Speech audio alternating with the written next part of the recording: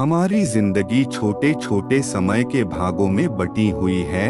हमारी जिंदगी में कई दिन, कई घंटे, कई मिनट और कई सेकंड होते हैं, परंतु कुछ लोग इसी समय में उस मुकाम को हासिल कर जाते हैं जिसकी उन्हें चाह होती है। वे समय का सदुपयोग करते हैं और अपने जीवन में सफल हो जाते हैं।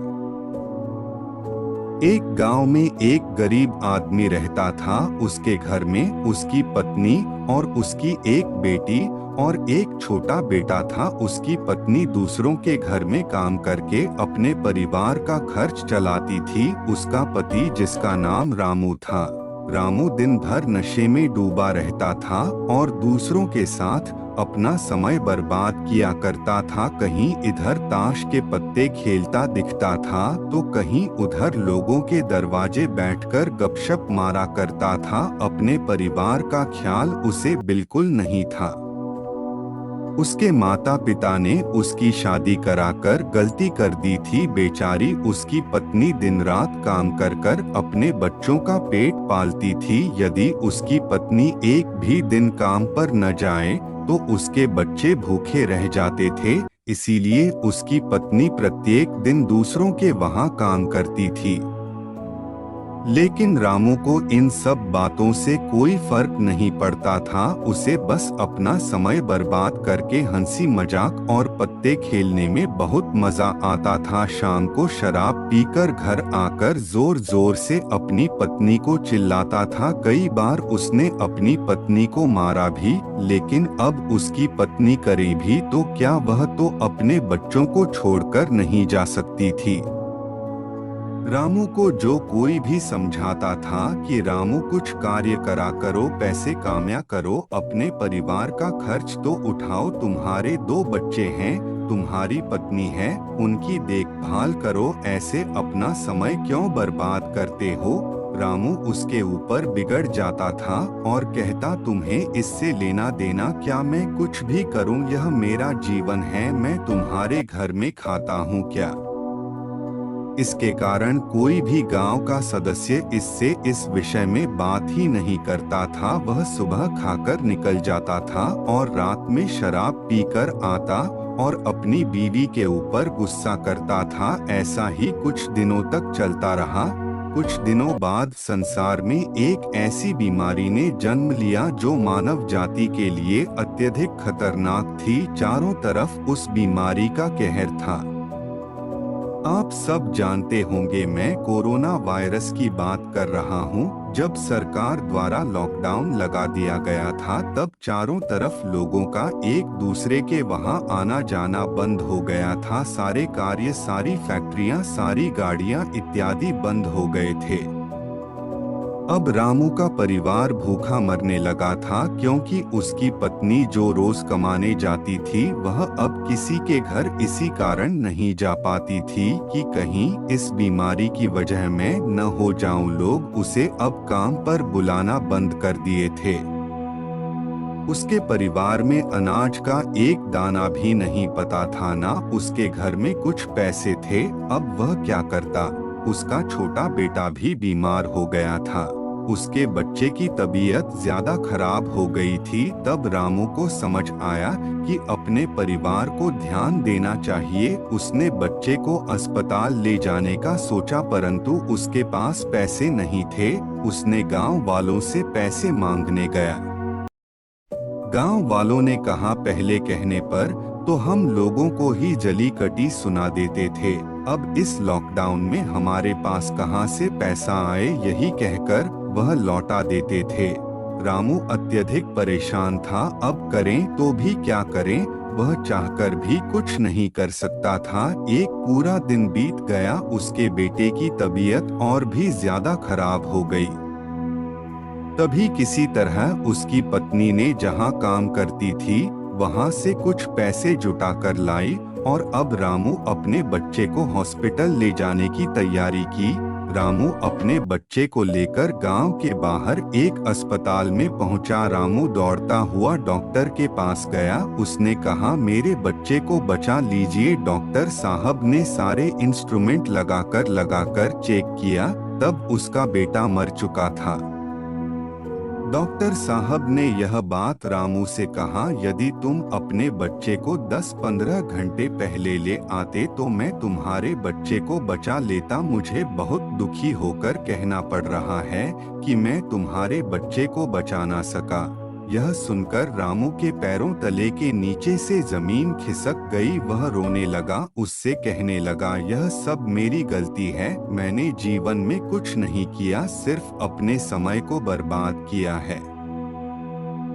यदि आज मेरे पास पैसे हो जाते हैं तो मैं अपने बेटे को हॉस्पिटल जल्दी ला पाता और मेरा बेटा बच जाता। मैंने अपने जीवन में समय को बहुत बर्बाद किया है, लेकिन आज मुझे समय को अहमियत पता चल गई है। तो हमें इस कहानी से यह शिक्षा मिलती है कि हमें अपने समय को बर्बाद नहीं करना चाहिए, उसका सदुपयोग करना चाहिए, तभी हमें अपने जीवन में सफलता मिल सकती है।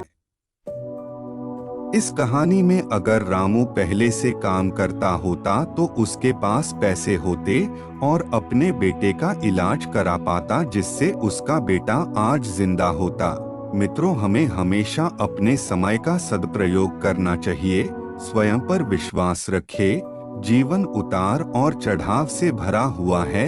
जीवन में परिश्रम तो हर कोई करता है, लेकिन सफलता जरूरी नहीं कि हर एक व्यक्ति को मिल जाए। कुछ लोग निरंतर परिश्रम करते हैं, लेकिन जब उन्हें असफलता मिलने लगती है तो वह स्वयं पर विश्वास रखना छोड़ देते हैं और फिर उन्हें लगने लगता है कि अब तो उनके जीवन का कोई महत्व नहीं। दुनिया में कई ऐसे लोग हैं जो असफलता प्राप्त करने के बाद हार मान जाते हैं, जीवन में आने वाली तनिक क्षणों की मुश्किलों से घबरा जाते हैं। ऐसे समय में व्यक्ति को प्रेरणादायक कहानी की जरूरत पड़ती है, क्योंकि ऐसी कहानियां लोगों में आत्मविश्वास जगाती हैं और बताती हैं कि जीवन में सफलता प्राप्त करना आसान नहीं, लेकिन जो व्यक्ति स्वयं पर विश्वास रखता है, लगातार मेहनत करता है, धैर्य रखता है, एक दिन निश्चित ही वह सफल होता है। दुनिया भर में कई सारी प्रेरणादायक कहानियां मौजूद हैं जिससे आप प्रेरणा पा सकते हैं। ऐसी ही यह प्रेरणादायक कहानी है जिसे पढ़कर आपको स्वयं पर विश्वास होने लगेगा। एक बार एक व्यक्ति जीवन में अपनी असफलताओं से हताश होकर चुपचाप बैठा हुआ था। उसकी निराशा देख भगवान स्वयं उसके सामने प्रकट हुए। उस व्यक्ति ने भगवान से पूछा, मैंने अपने जीवन में बहुत कड़ी मेहनत की, लेकिन मुझे अब तक सफलता नहीं मिली। मैं लगातार असफलता प्राप्त करते जा रहा हूँ। अब आप बताइए कि मेरे जीवन की क्या कीमत है। इस पर भगवान मुस्कुराए और मुस्कुराते हुए उसे एक लाल चमकदार छोटा सा पत्थर थमा दिया। व्यक्ति ने पूछा, इस पत्थर का मैं क्या करूं? ईश्वर ने कहा, तुम इस पत्थर को लेकर जाओ और बाजार में इसकी कीमत जानकर आओ। ध्यान रखना, इस पत्थर को बेचना नहीं है। ईश्वर के कहे अनुसार वह व्यक्ति उस लाल चमकदार पत्थर को लेकर बाजार में उसकी कीमत ज्ञात करने निकल पड़ता है।